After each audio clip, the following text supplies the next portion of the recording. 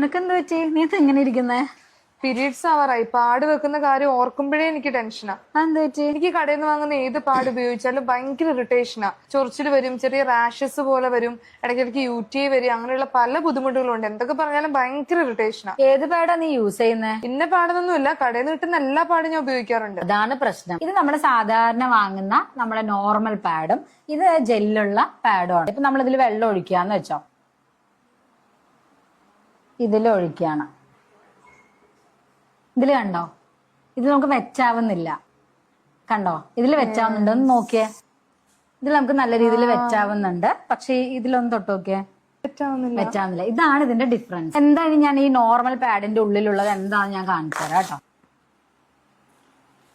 ഞാൻ പറഞ്ഞില്ലേ, ഇതിന്റെ രണ്ട് ഭാഗം ഔട്ടർ കവറിങ് എന്ന് പറയുന്നത് ഇങ്ങനെ പ്ലാസ്റ്റിക് ആണ് കേട്ടോ. ഈ ഉള്ളിൽ നമ്മൾ ടിഷ്യൂ ആണ് യൂസ് ചെയ്തിട്ടുള്ളത്. അത് എപ്പോഴും ഇതുപോലെ വെറ്റ് ആയിട്ടായിരിക്കും നിൽക്കുക.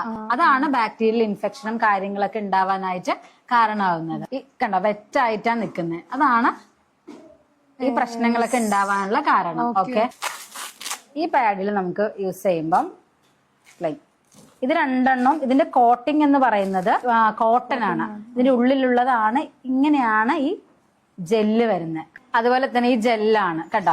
ഈ ജെല്ല് നമ്മൾ അബ്സോർബ് ചെയ്യും, പക്ഷെ വെറ്റില്ല, ഇതിൽ ഡ്രൈ ആയിട്ട് വെക്കും, ഇത് വരുന്നില്ല. കണ്ടോ, ഇതാണ് ഇതിന്റെ രണ്ടെണ്ണത്തിന്റെയും ഡിഫറൻസ്. അതുപോലെ തന്നെ ഞാൻ പറഞ്ഞില്ലേ, ഈ പാഡ്, ഈ ജെല്ലുള്ള പാഡ് ഡിസ്പോസ് ചെയ്യാനായിട്ട് വളരെ എളുപ്പമാണ്. അതിന്റെ കവറിങ് ഒക്കെ നമുക്ക് കോട്ടണാ വരുന്നത്, അപ്പൊ ഈസി ആയിട്ട് നമുക്ക് കളയാൻ പറ്റും. അതുപോലെ തന്നെ ഈ ഉള്ളിലുള്ള ജെല്ല് നമുക്ക് ഇതുപോലെ ഒന്ന് എടുത്ത് നമുക്ക് ജസ്റ്റ് വെള്ളത്തിൽ ഇട്ടാൽ തന്നെ അത് ഡിസോൾവ് ആയിട്ട് ജെല്ലായിട്ട് പോകും. നമുക്ക് ഈസി ആയിട്ട് അത് ഡിസ്പോസ് ചെയ്യാനായിട്ട് പറ്റും. ഇത് ഭയങ്കര നമുക്ക് ഈ എൻവയോൺമെന്റൽ ഫ്രണ്ട്ലി കൂടെയാണ്. ഞാൻ ഉപയോഗിച്ച പാഡുകൾ ഇത്രയും ദോഷമാണെന്ന് ഞാൻ ഇപ്പോഴും അറിഞ്ഞേ.